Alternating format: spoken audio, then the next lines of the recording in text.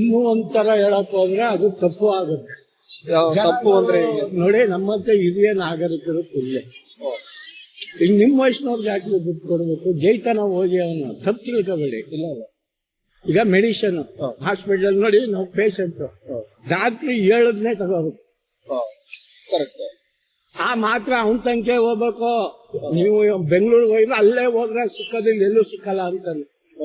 ಇಂಥದ್ನೆಲ್ಲ ಅವರು ವೆರಿಫೈ ಮಾಡಿ, ಗುಂಡೂರಾವ್ ಮಗ ಅವನಲ್ಲ, ದಿನೇಶ್ ಗುಂಡೂರಾವ್, ಇಂಥದ್ನೆಲ್ಲ ತೊಂದರೆ ಕೊಡ್ಬೇಡಿ. ಟ್ರೀಟ್ಮೆಂಟ್ ಅಲ್ಲಿ ಕಮ್ಮಿ ತಗೊಳ್ಳಿ. ಬಜೆಟ್ ಇವ್ರು ಕೊಡ್ಲಿ ಜನಕ್ಕೆ ಆರ್ಥಿಕವಾಗಿ. ಕಣ್ಣಿಗೆ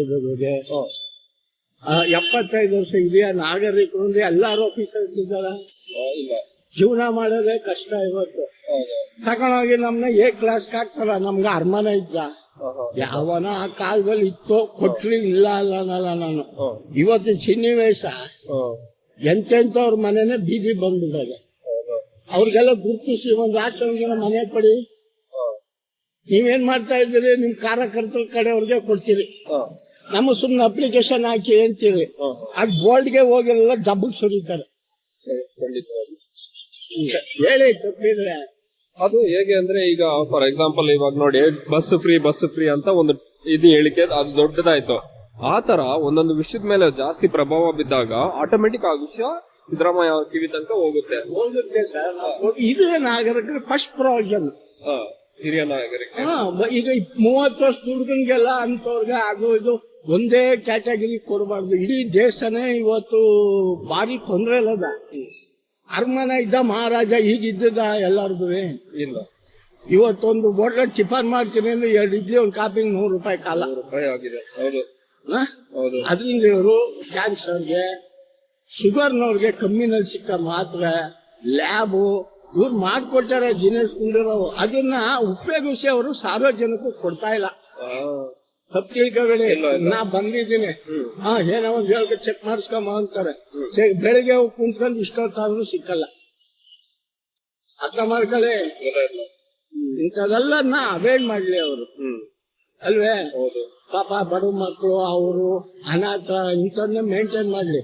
ಹಿರಿಯ ನಾಗರಿಕರು ಬಸ್ ಫ್ರೀ ಯಾರಿಗೆ ಕೊಡಿ. 60-70 ವರ್ಷ ಆದ್ಮೇಲೆ ಅವ್ರಿಗೆ ಈ ಕಾಲದಲ್ಲಿ ಎಷ್ಟೇ ಸಾಹುಕಾರ ಆದ್ರೂ ತಂದೆ ತಾಯಿಗಳನ್ನ ನೋಡೋರಿಲ್ಲ.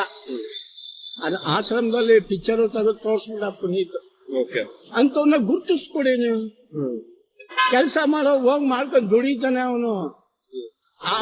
ಅದು ಆ ಬೆನಿಫಿಟ್ ಸಿಕ್ತಾನೆ ಕುಂತ್ಕೊತಾನೆ. ಕೊತ್ತ ಚಾವಡಿ ಅರಳಿ ಕೆಳಗೆ ಕಟ್ಟೆ ಇಲ್ಲ ಹೋಯ್ತಾನೆ. ಇನ್ನು 60 ವರ್ಷ ಗೇಯ ಶಕ್ತಿ ಅದ ಕಣ್ರಿ ಅವನ್ಗೆ. ನನ್ಗೆ ಹೇಳ್ರಿ ಇದ್ದೀಗ ಅಲ್ವೇ ಸರ್? ದುಡ್ಡು ಕೊಡಿ, ಸಾರ್ವಜನಿಕರಿಗೆ ರೇಷನ್ ಸಿಕ್ಕಂಗ ನೋಡ್ಕೊಳ್ಳಿ. ಇನ್ನೇನು ಅವರು ಸಿದ್ದರಾಮಯ್ಯ ಬಗ್ಗೆ ನಾವೇನಲ್ಲ, ಭಾರಿ ಒಳ್ಳೆ ಪುಣ್ಯ ನಾವ್ ಇರೋದು ಹೇಳ್ತೀನಿ. ಮಾಡಿದ್ದಾರೆ, ಅದನ್ನ ಮೇಂಟೈನ್ ಮಾಡೋರಿಲ್ಲ.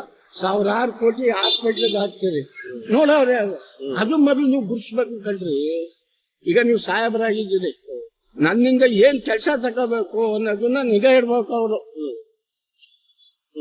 ನಿಗಾ ಇಡಲ್ಲ. ಬರ್ತಾರೆ, ಅವ್ರದೇ ಆದ ಒಂದು ಮೀಟಿಂಗ್, ಅವ್ರದೇ ಆದ ಒಂದು ಲೋಕ. ಅಲ್ಲಿ ವರ್ಕರ್ಸ್ ಲೇಬರ್ಸ್ ಏನ್ ಮಾಡ್ತಾರ ಅವ್ರದೇ ಸರಿ. ಇದನ್ನೆಲ್ಲ ನೋಡ್ಬೇಕು, ಅಲ್ವೇ? ಈ ತರ ಎಲ್ಲ ಏನ್ ಹೇಳೋದು, ಅವರ ಒಂದು ಇದು ಮುಂದುವರಿಯುತ್ತಾ ಹೋಗುತ್ತಲ್ಲ, ಅವಾಗ ಜನ ಆಟೋಮೆಟಿಕ್ ಸಪೋರ್ಟ್ ಮಾಡ್ಬಿಡ್ತಾರೆ. ಯಾಕೆಂದ್ರೆ ಇದೇನೇ ನಿಜ ಅನ್ನೋ ಒಂದು ಪ್ರಭಾವ. ಸರ್ಕಾರ ಬಂದ್ರು ನಾವು ಇದೇ ಹೇಳ್ತಾ ಇಲ್ಲ, ಅಷ್ಟೇ ನಾನು ಹೇಳೋದು. ಆಮೇಲಿಂದ ಹೊರಗಡೆಯಿಂದ ಬಂದು ಜನ ಅವನ್ಗೆ ಪಾಸ್ಪೋರ್ಟ್ ಇದ್ದ ಇಲ್ವ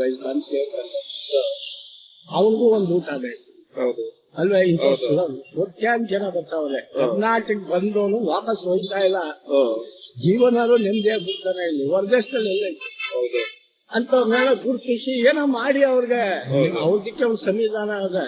ಈಗ ನಾನು ಇಲ್ಲಿ ಹುಟ್ಟಿದೀನಿ ಅಂತ ಇಟ್ಕೊಳ್ಳಿ, ನಂಗೆ ಫಸ್ಟ್ ಪ್ರಾವಿಷನ್ ಕೊಡಿ. ಎಲ್ಲ ಆದ್ಮೇಲೆ ಬಂದು ಊಟ ಮಾಡ್ತಾರ, ಅವ್ರಿಗೆಲ್ಲ ಬೇಡಿ ತಿಳ್ಕೊಬೇಡಿ. ಗೊತ್ತಾಯ್ತು ನೀವು ಹೇಳಿದ್ದು.